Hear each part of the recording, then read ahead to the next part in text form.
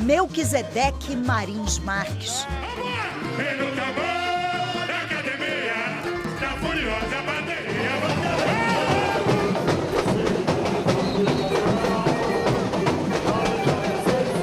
Puxador ou intérprete? Puxador. Quem não é puxador é o Jamelão, porque eu sou do povo, eu gosto de estar com o povo. Dono de uma voz potente. Nem melhor nem pior! É Pia Salgueiro! Viva! O carro de som foi batizado de Quinho do Salgueiro. Um gênio do carnaval que recebeu o RJ2 em fevereiro passado. Essa é uma pequena partícula dessa imensidão chamada Carnaval e Escola de Samba. E o Salgueiro é o amor da minha vida. Quinta-feira, 4 de janeiro, o RJ2 está começando agora.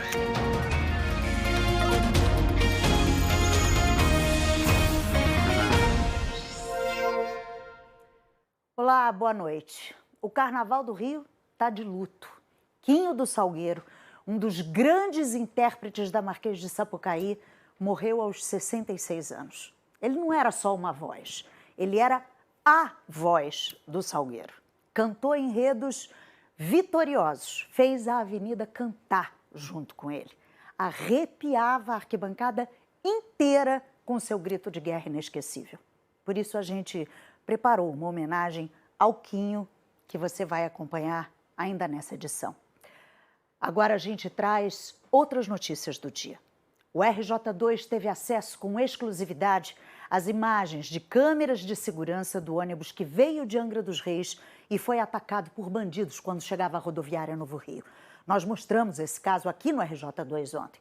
Os assaltantes sequestraram o ônibus e fizeram mais de 20 reféns. A reportagem que você vai ver é do Leslie Leitão e da Beth Lucchesi. E por isso a gente vai chamar a Beth Lucchesi antes, porque ela vai nos contar como andam essas investigações. Beth, boa noite para você. Oi, Ana Luísa, boa noite a todos. O repórter Leslie Leitão conseguiu imagens exclusivas do ônibus da Aviação Coesa, que na última terça-feira saiu de Angra dos Reis e foi assaltado poucos minutos antes de chegar à rodoviária no Rio. As imagens revelam que os 3 assaltantes, eles fizeram pelo menos 20 passageiros e também o motorista reféns por 10 minutos. Vamos ver as imagens agora de toda a ação. Vamos lá.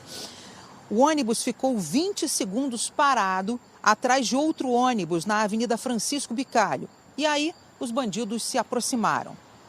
Um deles bateu com a arma no para-brisa. Eram 9h53 da noite. O motorista teve que abrir a porta. Pelo menos 2 bandidos estavam armados.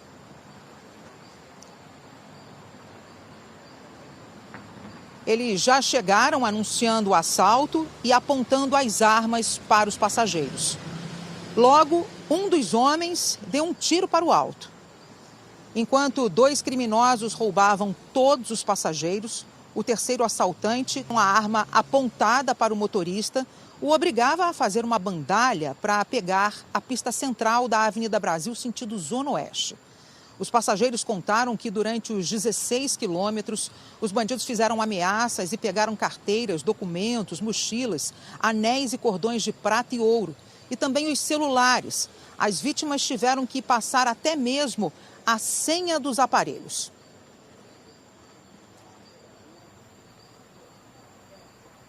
As imagens também mostram que um carro da PM passou pelo ônibus 1 minuto antes do fim da ação. Naquele momento, pelo menos 2 bandidos se abaixaram para se esconder.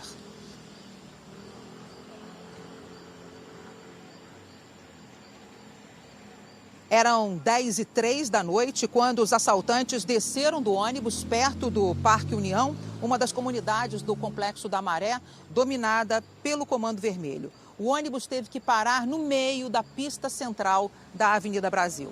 Os investigadores analisam agora as imagens e tentam identificar esses bandidos, que eram dois jovens, eram todos jovens, dois negros e um branco, que em momento algum tamparam o rosto. A Polícia Civil suspeita que uma quadrilha esteja agindo ali na região da rodoviária Novo Rio, já que esse não foi o único assalto a ônibus. No dia 22 de dezembro, um ônibus que vinha de São Paulo também foi assaltado em circunstâncias muito parecidas com essa, Com essa que vitimou os passageiros e o motorista que vinham desse ônibus de Angra dos Reis. E agora a gente separou as imagens dos 3 bandidos que agiram nesse ônibus que vinha de Angra dos Reis. Esses, então, são os assaltantes procurados pela polícia. Quem tiver informações sobre eles pode ligar para o Disque Denúncia 2253-1177. A gente repete o número, 2253-1177. Ana Luísa.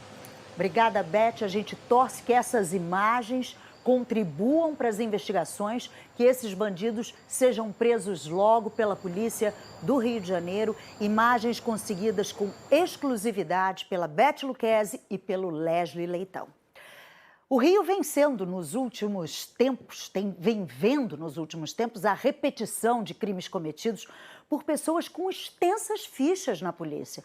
É roubo de cabo, furto, até assassinato praticado por criminosos que tinham acabado de sair da prisão. O RJ2 foi tentar entender por que bandidos que são presos em flagrante, com imagens que comprovam o crime, logo voltam às ruas. O RJ2 foi ouvir especialistas para entender onde está esse gargalo que estimula a impunidade. A reportagem é da Adriana Cruz e da Gabriela Moreira. Ninguém fica preso hoje no Brasil por crimes em que as penas sejam menores que 4 anos. Que crimes são esses? Um exemplo muito comum é o furto, O furto simples, do artigo 155 caput, é um crime cuja pena não ultrapassa 4 anos. Não sendo uma hipótese, portanto, de reincidência dolosa, esse juiz, na audiência de custódia, muito provavelmente terá de conceder a liberdade provisória, já que a conversão em prisão preventiva não é possível, dado o limite da pena. Também são crimes que não prevêem prisão a lesão corporal leve e o porte ilegal de armas, por exemplo. Condutas criminosas que são vistas no cotidiano do Rio, com uma frequência que impressiona. Em novembro, um turista de Mato Grosso do Sul foi morto a facadas na areia da praia de Copacabana. Um dos suspeitos tinha histórico de detenções por furto. Nas vésperas do crime, ele tinha sido preso por furto de barras de chocolate numa loja de departamentos, mas foi solto 12 horas antes do assassinato. No currículo criminal dele, também havia investigações por crimes que prevêem prisão, como roubo e outro homicídio. Ontem, a gente mostrou aqui no RJ2 criminosos que haviam furtado a tubulação de gás de um condomínio na Tijuca no dia anterior, voltando ao mesmo local para cometer um novo furto. Também ontem, mostramos uma dupla que foi flagrada furtando um consultório em Copacabana. Eles exibiam uma tranquilidade de quem já fez isso muitas vezes. A documentação sobre a mesa do delegado não representa nem 1/3 dos registros dos dois. Uma pergunta que se faz é quanto à reincidência da prática criminosa. O fato de a mesma pessoa ser presa em flagrante cometendo o mesmo crime muda a avaliação da justiça? Reincidência é a prática de um novo crime depois de passado em julgada uma sentença condenatória. Portanto, muitas vezes a pessoa tem passagens e mais passagens, mas isso não se converteu em uma condenação criminal, ou mesmo que haja uma condenação, ainda não houve trânsito em julgado. E, por isso, essa sentença não produz o efeito da reincidência. Inclusive, meras passagens pela polícia, segundo o entendimento dos tribunais, sequer podem ser utilizadas para agravar a pena.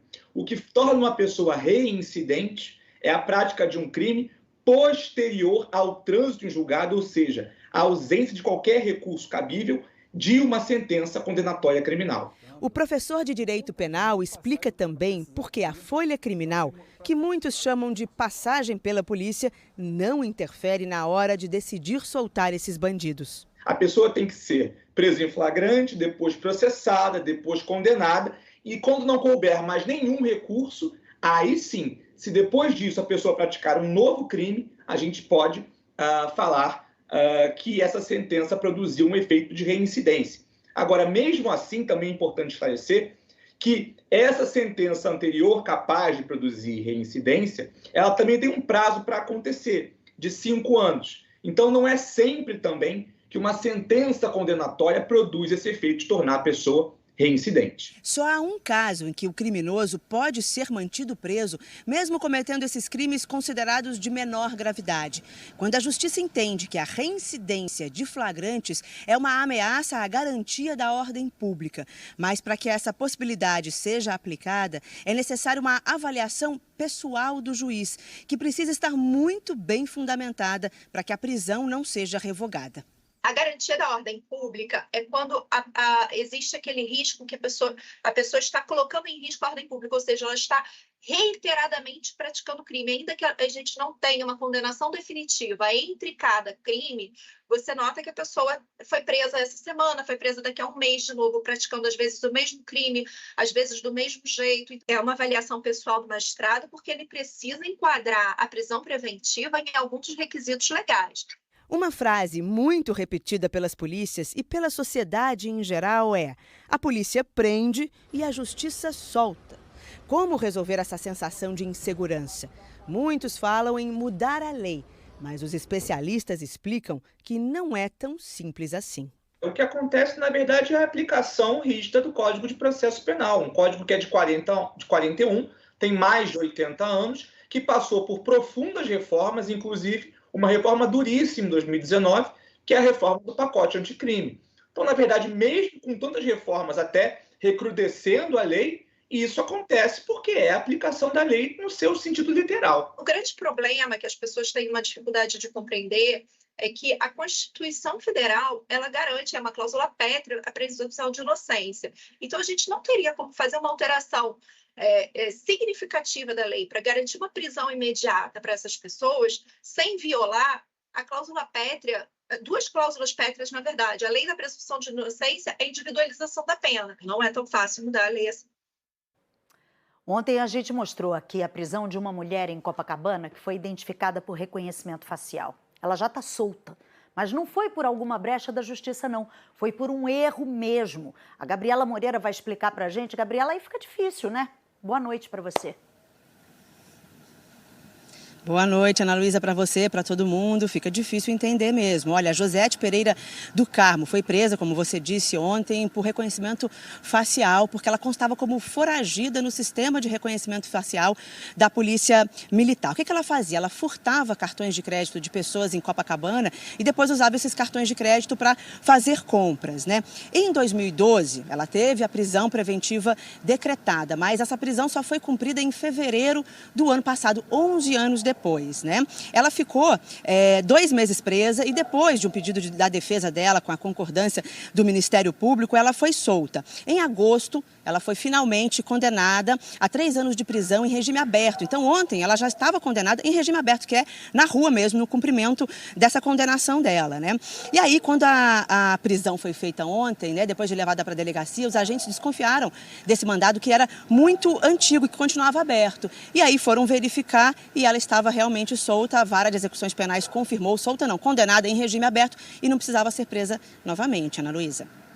Obrigada, Gabriela, pelas suas informações. A gente vai rapidinho para o intervalo e na volta tem o esquema da Rio Tour para os desfiles dos blocos de rua do Rio e a homenagem a Quinho do Salgueiro, um intérprete vitorioso que fez a Sapucaí inteira cantar junto com ele. Agora, 7h19.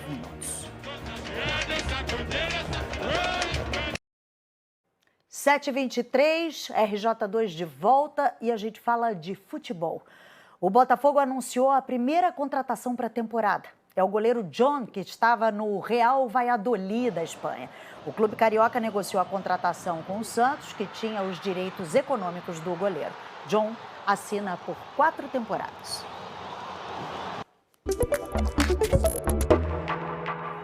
Diego Aidar aqui comigo para falar sobre a previsão do tempo. Boa noite, Diego. Tudo bem? Boa noite para você e para todo mundo. Vamos começar falando da chuva, que já deu uma diminuída, mas nesse momento o radar meteorológico mostra que tem ainda um pouco de chuva na Baixada, ali entre Caxias e Queimados e também ali em Petrópolis. Em Teresópolis, por causa da chuva de ontem, 3 pessoas ficaram desalojadas e estão na casa de parentes.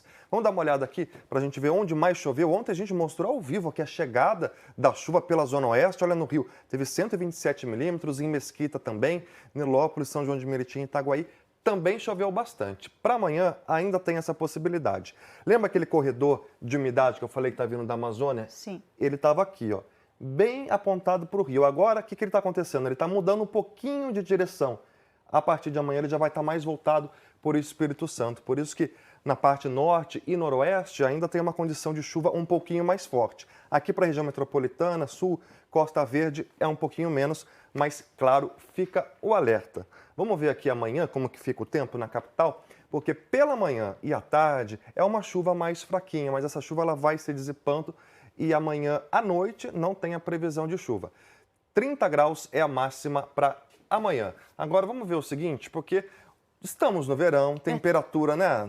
Nem parece muito que é verão. Nem está parecendo. A primavera que estava parecendo mais verão do que agora. Vamos ver o que vai acontecer aqui com a temperatura nos próximos dias. Olha só como ela vai subindo. Nossa. Amanhã, máxima de 30, depois 31, domingo 33, segunda 36 e terça 38 graus. Quarta, seja o que Deus quiser. Está subindo bastante. Vou voltar aqui para mostrar o seguinte. Amanhã e sábado ainda tem uma condição de chuva. No domingo, vocês estão vendo aqui que pela primeira vez, depois de todos esses dias, já não tem previsão mais de chuva. As pessoas estão perguntando, cadê o sol? Cadê o sol? Domingo ele volta a trabalhar e aí vai esquentando até 38 na terça-feira. Tá certo. Aí, pelo visto, está voltando a chuvinha. Obrigada, Diego. Até amanhã. Até amanhã. Em menos de 10 dias vai ser dada a largada dos blocos de rua do Carnaval Carioca. 453 blocos vão transformar as ruas do Rio num imenso espetáculo, cheio de criatividade, humor e fantasia. A Rio Tour montou um esquema para receber 5 milhões de foliões a partir do dia 13 de janeiro. Em 2024, o Rio vai ter recorde de megablocos. Serão 10 a desfilar com mais de 100 mil pessoas cada um, todos no centro da cidade. Com 2 novidades em relação ao ano passado, o bloco da Gold e o bloco Chá da Alice. Também estão confirmados os tradicionais Fervo da Lude, Cordão do Bola Preta e Monobloco. Vai ter festa para pular à vontade e água para quem precisar de um refresco. Apesar de não ser uma obrigatoriedade, né, no decreto, nesses eventos abertos, mas a Prefeitura, junto com o Governo do Estado, a gente tomou a decisão, a gente vai ofertar sim, né, pontos de hidratação espalhados ao longo dos blocos, vão ter aguadeiros também que vão vir da SEDAI, que vão estar espalhados em todos os blocos, e a gente vai ter ainda isso, carros-pipas também que vão ajudar a refrescar os foliões que vão estar curtindo o Carnaval no Rio. Pela primeira vez, a segurança vai ser reforçada com câmeras de reconhecimento facial, que foram usadas nesse Réveillon. A Polícia Militar garante que o software é capaz de identificar até mesmo quem tenha parte do rosto coberto por uma máscara. Uma ação preventiva para tentar evitar que criminosos com mandados de prisão em aberto acabem se infiltrando na festa. Seja na Zona Norte, Zona Oeste ou aqui na Zona Sul, tem blocos para todos os gostos e idades. Só aqui nessa rua de Laranjeiras, os moradores estão preparando 4 blocos, que costumam se concentrar aqui nessa pracinha. Mas para garantir a alegria, é claro, é preciso sempre estar atento a detalhes fundamentais. A preocupação da Sebastiana, a Associação dos Blocos de Rua, é conseguir logo a liberação dos bombeiros para que os blocos possam se organizar e garantir a distribuição de banheiros químicos e ambulâncias. 9 postos médicos vão ser instalados em vários pontos da cidade. Segundo a Rio Tour, 15 mil vendedores ambulantes foram credenciados para trabalhar durante o Carnaval. Eles vão receber o kit de trabalho distribuído pela Prefeitura e vão passar por um treinamento. Essa é a base para que o Rio possa aproveitar ao máximo à tradição do carnaval de rua. O Rio tem um negócio muito diferente. Quando você circula por essa cidade toda, você desfruta da cidade, você vive o território, você desfruta. Santa Teresa é uma programação, a praia em Ipanema é outra programação. Quando você vai para o centro, que você vê aqueles prédios antigos, é outra programação. Então, Carnaval de Rua no Rio é desfrutar da cidade que o carioca às vezes não conhece e o turista muito menos. Um dia de luto para o samba. Quinho do Salgueiro, o dono da voz que eternizou grandes hinos da Sapucaí, morreu aos 66 anos. O velório está acontecendo no lugar que ele chamava de casa, a quadra da escola. O Elter conversa com a gente ao vivo. Elter, a família salgueirense preparou uma homenagem especial ao Quinho, né? Não podia ser diferente. Boa noite para você. Oi, Ana Luísa, claro que sim, como você disse, a começar pelo lugar dessa despedida, que não poderia ser mais importante, mais significativo, a quadra do Salgueiro, que ele chamava de casa. O Quinho está aqui cercado pelo amor de amigos, parentes, fãs e principalmente de integrantes do Salgueiro, que ele chamava de minha família do samba. Nesse momento está sendo celebrada uma missa de corpo presente aqui na quadra da escola. Agora, há poucos minutos houve uma outra celebração, o Gurufim, que é um ritual fúnebre afro-brasileiro. Você acompanha aí nas imagens, com canto e dança, não para lamentar a morte, mas para celebrar a vida do sambista. Os amigos, os integrantes da escola cantaram aí os sambas mais marcantes do Quinho. O Quinho morreu hoje, aos 66 anos, no Hospital Evandro Freire, na Ilha do Governador, de insuficiência respiratória, mas ele já estava afastado do samba desde 2022, quando começou um tratamento para câncer de próstata. O Quinho deixa 4 filhos, 6 netos e um bisneto. É claro que a morte dele provocou uma imensa repercussão no mundo do samba e também do carnaval carioca. As pessoas, os amigos, os fãs comentando do seu imenso talento, mas também da sua imensa alegria de viver. A gente vai ouvir agora algumas dessas opiniões, alguns desses depoimentos, começando por um dos filhos do Quinho, o Wilker, que aqui durante todo o velório se referia ao pai o tempo todo como meu melhor amigo. Vamos ver. O legado que ele deixou é de uma imensa alegria, sempre contagiante a todos, entendeu? Nesse espaço aqui que se chama Acadêmicos do Salgueiro, onde ele entrava feliz e saía feliz. E quando chegava em casa, ele sabia que estava com a tarefa cumprida.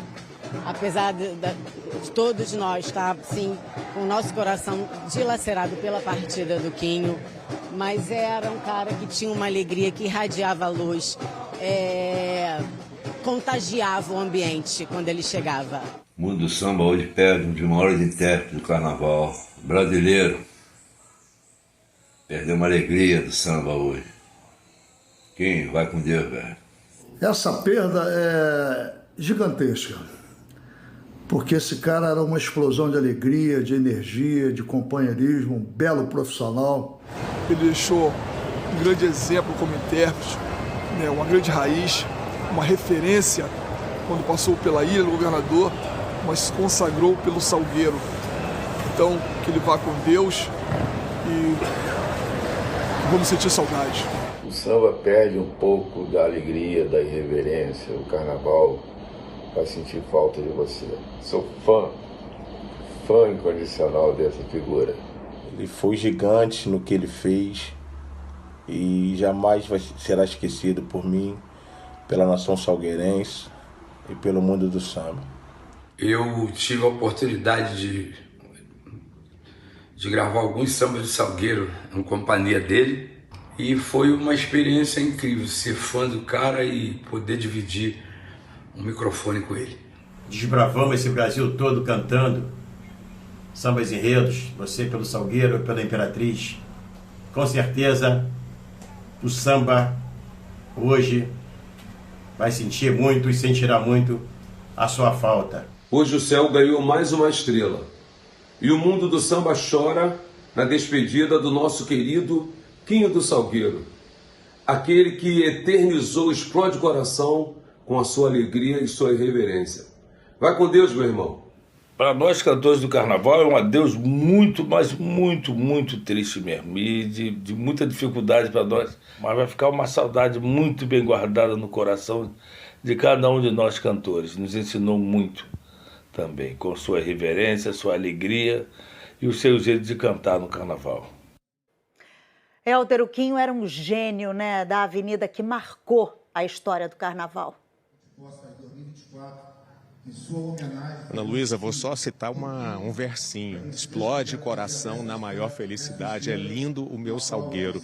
Quem não conhece esse samba? Quem, independentemente da geração, não conhece esses versos? O Quinho tinha esse poder de pegar um samba enredo e transformar o samba enredo na personalidade dele. Ele se transformava no samba enredo, ele fazia esse samba enredo se transformar num símbolo da escola e, mais que isso, no símbolo do carnaval carioca. Amanhã de manhã vai ter um outro velório, uma outra despedida na parte da manhã de Quinho no cemitério da Cacuia e ele será enterrado à 1h. Agora a gente vai acompanhar um pouquinho aí na reportagem, um pouco dessa trajetória, da história desse grande gênio do carnaval carioca que com certeza vai deixar saudade, mas que também está deixando um grande legado. Obrigado, Quinho. A voz de Melquisedeque Marins Marques, o Quinho, transformou os sambas enredo em marcas inesquecíveis do carnaval carioca.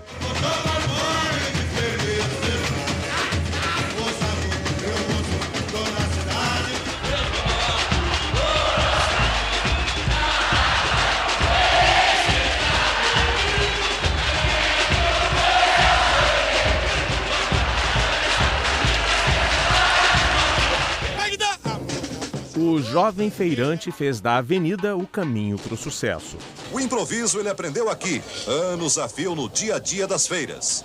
Quinho vende frutas como quem desfia versos de um samba enredo.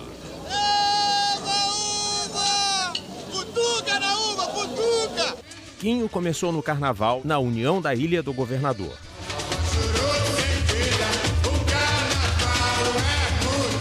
Qual o carnaval que te marcou fora do Salgueiro, Quinho? Foi festa profana, 1989. O rei mandou cair dentro da folia e lá vou eu. Esse samba que me proporcionou ser conhecido.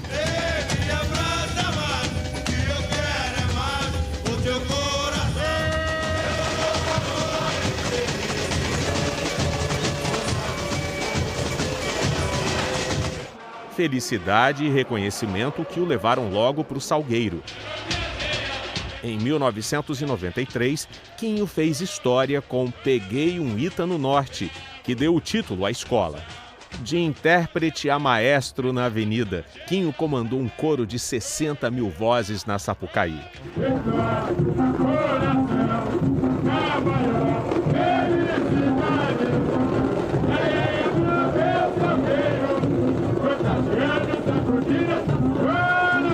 Pô, graças a Deus, quando eu fui pro Salgueiro, foi um explode de coração, que, nossa senhora, parecia que a avenida toda era salgueirense. Pela primeira vez, o Salgueiro me proporcionou ser campeão do carnaval.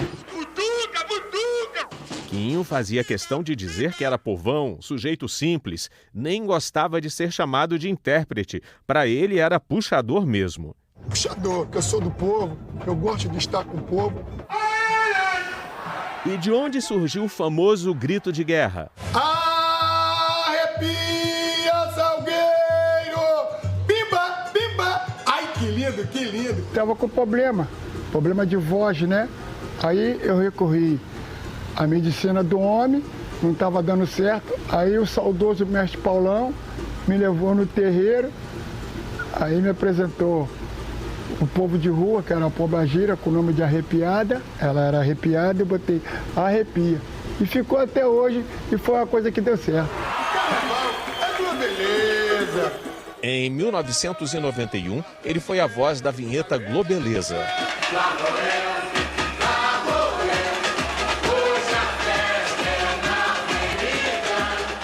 Quinho passou por outras escolas do Rio, como São Clemente e Grande Rio, e também pelo Carnaval de São Paulo e de Porto Alegre.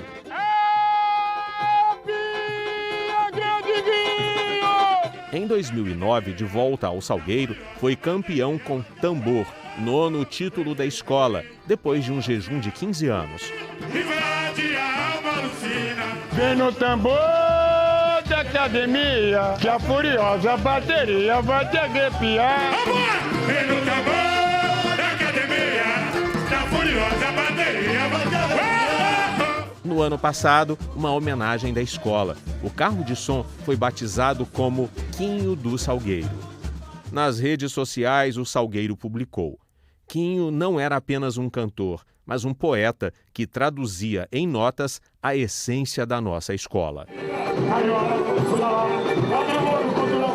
Cacos, grito de guerra, uma voz potente, levava alegria para qualquer roda. Para o carnaval carioca, Quinho será sempre o puxador que arrepiou a Sapucaí. Essa é uma pequena partícula dessa imensidão chamada carnaval e escola de samba. E o Salgueiro é o amor da minha vida. Salve, Quinho. O RJ termina aqui. Uma ótima noite. Até amanhã.